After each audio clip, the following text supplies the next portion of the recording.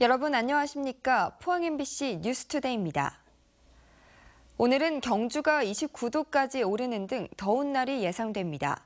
자외선 지수도 매우 높은 단계까지 오를 전망입니다. 송혜림 기상캐스터입니다. 오늘 맑은 하늘에 따뜻한 남서풍까지 더해지면서 기온이 빠르게 오르겠습니다. 영덕과 경주의 낮 최고 기온 29도까지 오르면서 점점 더워지겠는데요. 한동안 더운 날씨가 이어지기 때문에 각별히 주의하셔야겠습니다. 오늘 자외선도 매우 강하겠습니다. 경북 동해안 지역의 자외선 지수 매우 높은 단계까지 오르겠고요. 강한 햇살의 오존 농도도 높아지겠습니다. 오존은 마스크로도 가려지지 않기 때문에 되도록이면 바깥 활동은 자제하시는 편이 좋겠습니다. 자세한 지역별 날씨 알아보겠습니다. 오늘 오전에 구름 조금 끼다가 오후에는 맑아지겠습니다. 낮 기온은 울진 27도, 포항은 28도입니다. 울릉도와 독도도 점차 맑아지겠고요. 낮 기온은 울릉도가 24도, 독도는 20도를 보이겠습니다. 동해상도 오늘 대체로 맑겠습니다. 바다의 물결은 동해 중부 해상에서 2.5m, 동해 남부 해상에서는 3m까지 일겠습니다. 토요일부터 내릴 것으로 예보됐던 비는 일요일 오전에만 내리다 그치겠습니다. 날씨였습니다.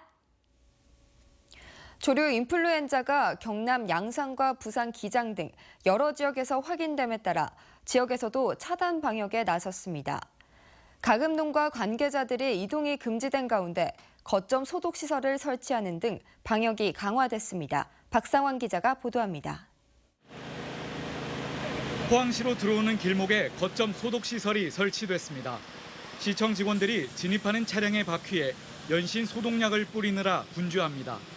조류 인플루엔자가 경남 양산과 부산 기장 등 여러 지역에서 확인됨에 따라 지역에서도 차단 방역에 나섰습니다. 지금 가금류 관련 차량에 대해서 철저히 지금 소독을 하고 있고요. 그리고 그 차량에 대한 소독 필증을 발급하고 있습니다. 포항시는 9농가에서 178마리를 사육하고 있는 오골계 농장에서 최근 외부 입식이 없었음을 확인하고 추가적인 입식 내역이 있는지 점검에 나섰습니다. 또 보유 중인 소독 차량과 광역 방제기를 모두 동원해 소규모 농가에 대한 방역을 강화하고 있습니다. 지역 농가들은 또다시 AI 불똥이 튀지 않을까 우려하고 있습니다. 시는 각 농장에서 외부 입식을 자제하고 전통시장에서 산 닭을 사고 팔지 않는 등 자체 방역을 당부했습니다. 그 전통시장이나 소규모 농장 간 거래가 문제이기 때문에 그런 행위가 없도록 이제 단속을 실시하고 있습니다.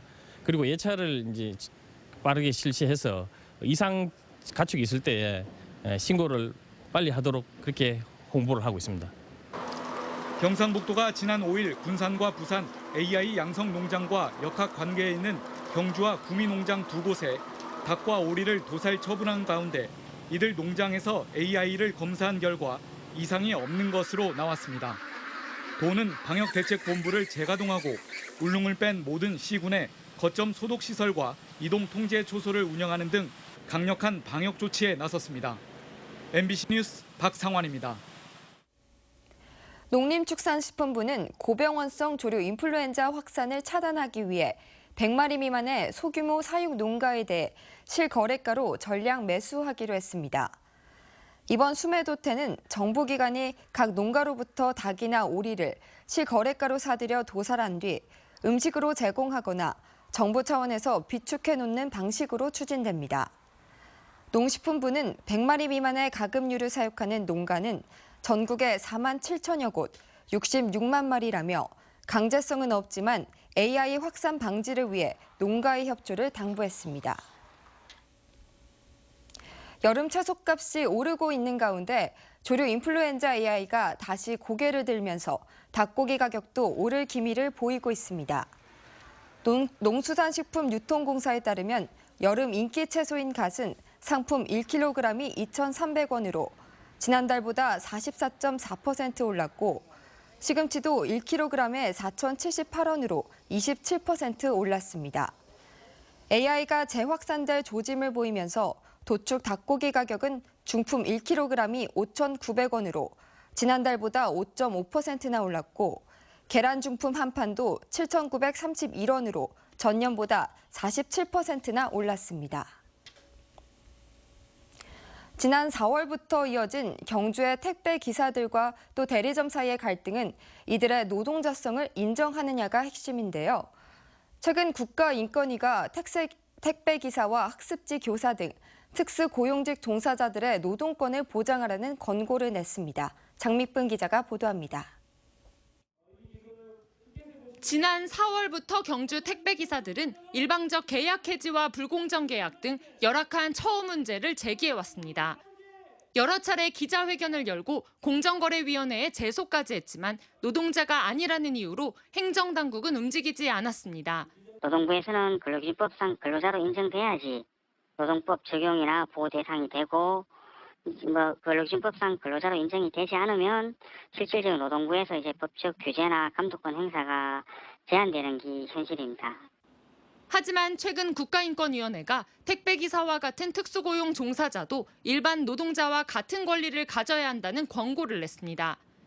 인권위는 이들이 타인의 사업을 위해 노동력을 제공하고 그 대가로 받은 수입으로 생활한다며 근로자와 유사하다고 밝혔습니다. 그럼에도 노동법의 보호를 받지 못해 일방적인 계약 변경이나 해고, 임금체불과 계약이 없는 노무 제공 강요 등에 대응하기 어렵다고 설명했습니다. 사업주에 대한 종속성 이런 측면에서도 일반 근로자하고 아주 큰 차이가 있는 것은 아니고 그래서 이제 어떤 그 보호를 받지 못하는 그 대상 자체가 굉장히 좀 많이 확대가 된 상황이었고요. 택배 기사들은 인권위 결정을 환영한다며 정부가 공약한 대로 특수고용 노동자들의 노동권 보장에 적극 나서줄 것을 촉구했습니다. 2007년도 공정거래위원회 특고 지침도 지켜지지 않는 상황에서 정부나 입법기관인 국회에서 실질적인 개선 사항이 마련돼야 된다고 생각하며 고용노동부는 인권위 권고에 따라 특수고용직 근로자의 산재보험 적용 확대와 의무 가입을 추진하기로 했습니다. 노동자가 아니라는 이유로 문제 해결에 손을 놓고 있던 행정당국이 이번 권고를 계기로 특수고용 노동자 처우 개선에 나설지 주목됩니다. MBC 뉴스 장미쁨입니다. 원전 예정지의 투기성 건축 허가에 대해 영덕군과 울진군이 상반된 행정을 폈습니다. 영덕군은 천지원전 예정구역 주변에 단독주택 34동의 건축 허가를 해주지 않아 건축주로부터 소송을 당했지만 1심 행정소송에서 승소했습니다. 이에 반해 울진군은 신한울 3, 4호기 예정지인 북면 고목 1리에 투기성이 명백한데도 건축 허가를 내주지 않을 근거가 없다며 300여 채의 소형 주택 신축을 허가했습니다. 한편 새 정부가 들어서면서 신규 원전 건설이 중단될 경우 보상을 노리고 주택을 지은 건축주들은 막대한 손실을 불가피해졌습니다. 상주 영천 민자고속도로가 오는 28일 마침내 개통됩니다. 이 고속도로가 개통되면 포항에서 서울 간 거리는 33km나 단축돼 서울로 가는 가장 빠른 지름길로 될 것으로 기대됩니다. 보도에 김철승 기자입니다. 상주 영천 고속도로가 시원한 모습을 드러냈습니다. 길이 94km의 4차로 주 도로는 공사가 끝났습니다. 회차로와 중앙 분리대 그리고 요금소에서는 마무리 공사가 한창입니다. 이 민자 고속도로가 오는 28일 개통되면 포항 서울 가는 대구와 구미를 거치지 않기 때문에 종전에 비해 거리는 33km, 시간은 32분쯤 단축됩니다.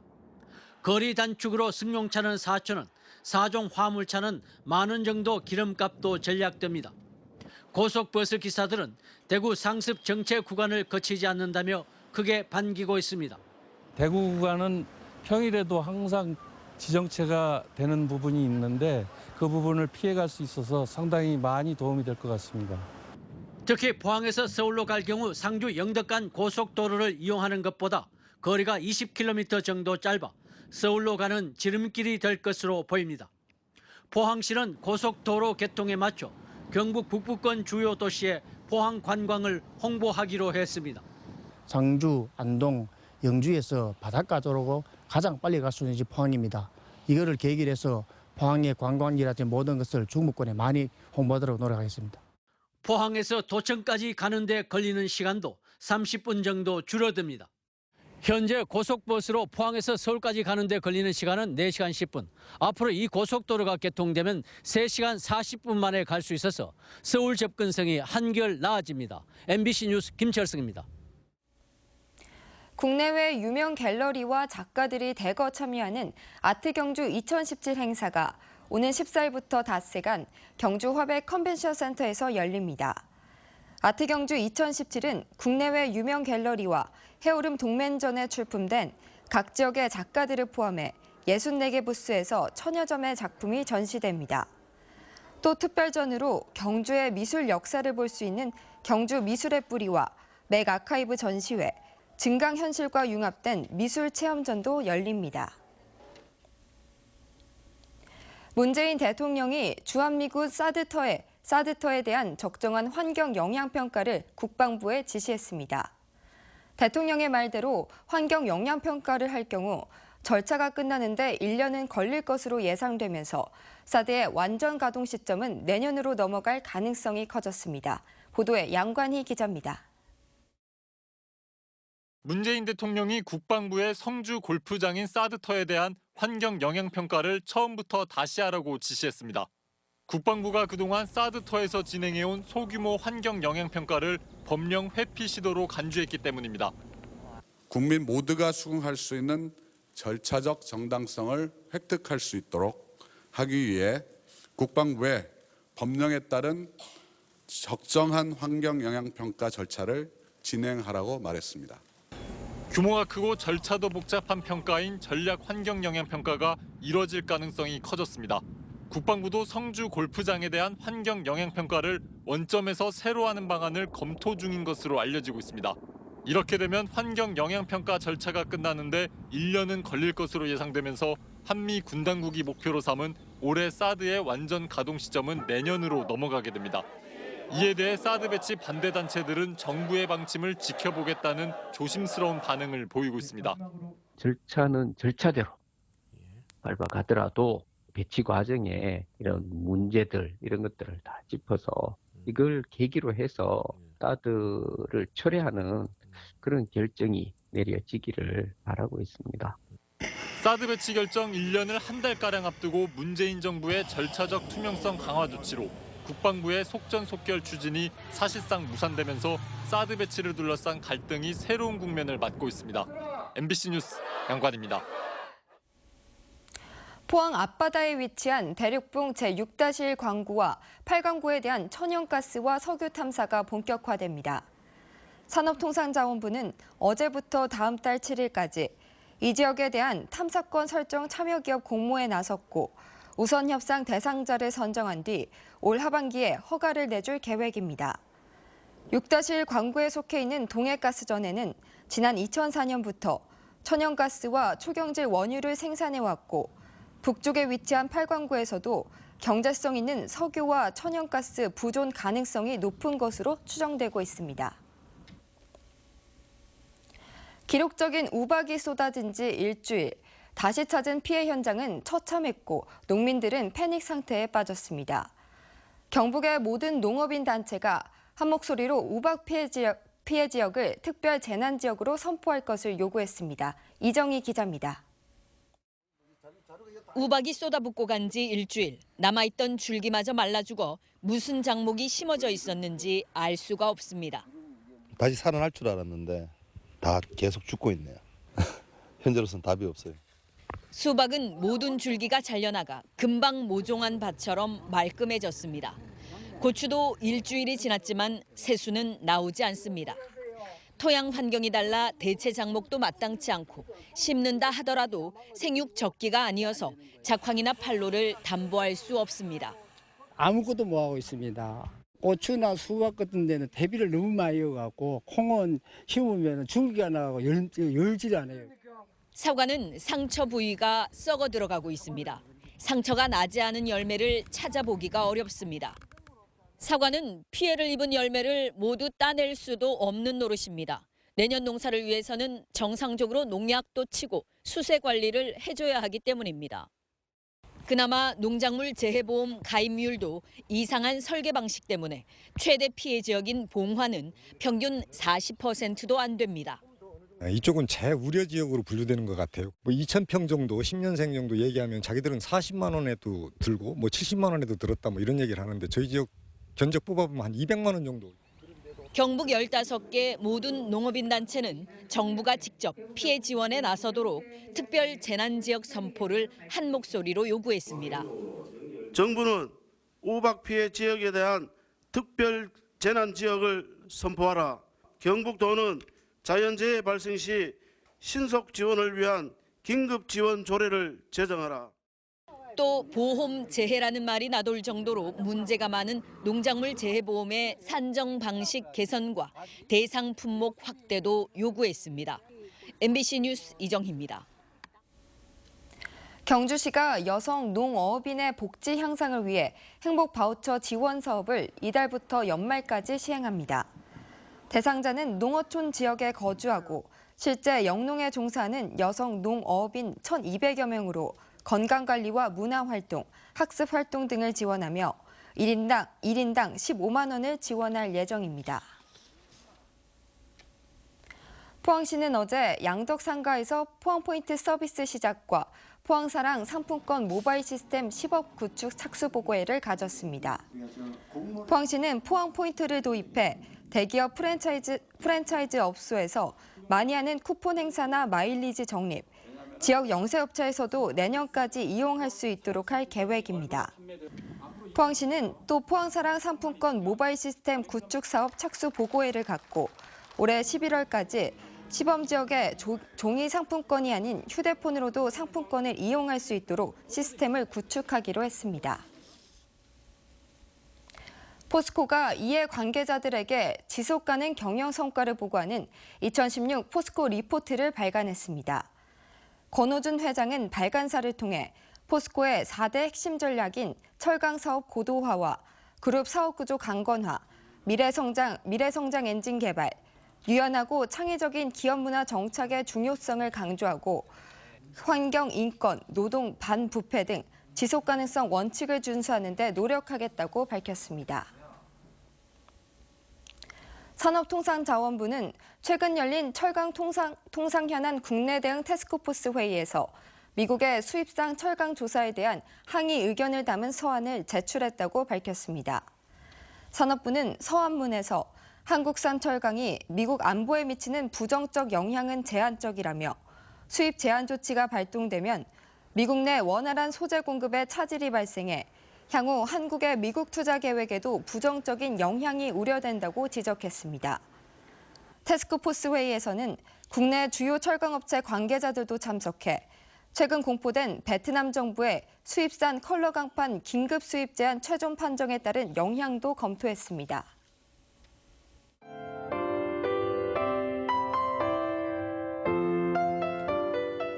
오늘 맑은 하늘에 따뜻한 남서풍까지 더해지면서 기온이 빠르게 오르겠습니다. 영덕과 경주의 낮 최고 기온 29도까지 오르면서 점점 더워지겠는데요. 한동안 더운 날씨가 이어지기 때문에 각별히 주의하셔야겠습니다.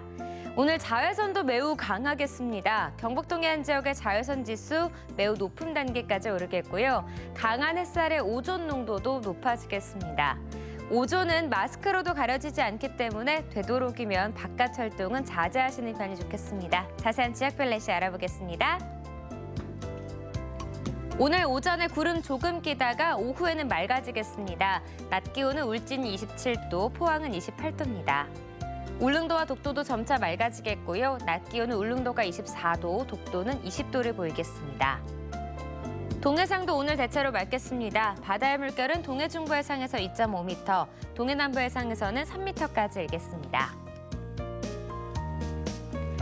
토요일부터 내릴 것으로 예보됐던 비는 일요일 오전에만 내리다 그치겠습니다. 날씨였습니다. 네, 이상으로 포항 MBC 뉴스투데이를 마칩니다. 시청해주신 여러분 고맙습니다.